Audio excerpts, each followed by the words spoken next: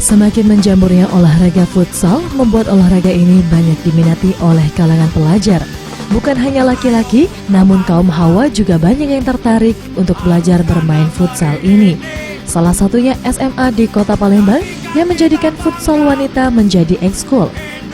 Menurut Roshidi, Kepala SMA Muhammadiyah 1 mengatakan, untuk futsal wanita ini baru dibuka sejak 1 tahun terakhir. Untuk minat sendiri cukup tinggi, karena anggota futsal wanita ini mencapai 20 orang. Wanita yang disebut dengan Muhsa Angel. Jadi itu. Ini sebenarnya terbentuk atas inisiatif atau anak itu sendiri.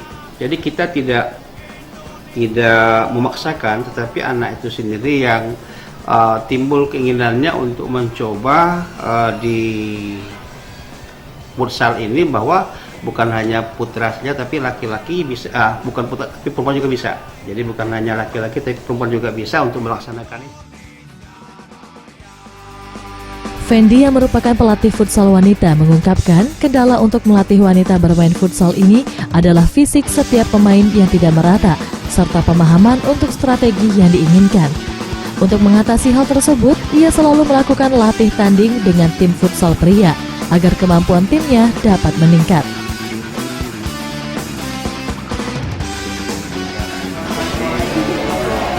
Teknik, skill, agility itu agak sulit, jadi kita improve aja yang agak lebih ringan dari futsal laki-laki gitu. Jadi ini aspeknya teknik dari basic ke game situasi itu lebih disederhanakan futsal ladies itu sendiri. Sementara itu, Vita, salah satu anggota futsal wanita, mengaku tertarik bermain futsal karena ia mengidolakan Lionel Messi. Menurutnya, bagian tersulit bermain futsal ini adalah menendang.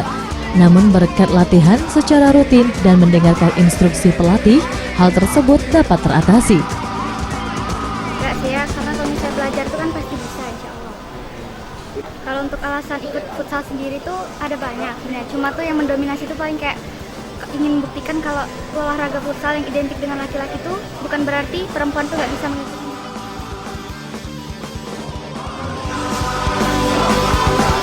Latihan ekskul futsal wanita ini dilakukan setiap hari Sabtu setelah jam pelajaran sekolah selesai.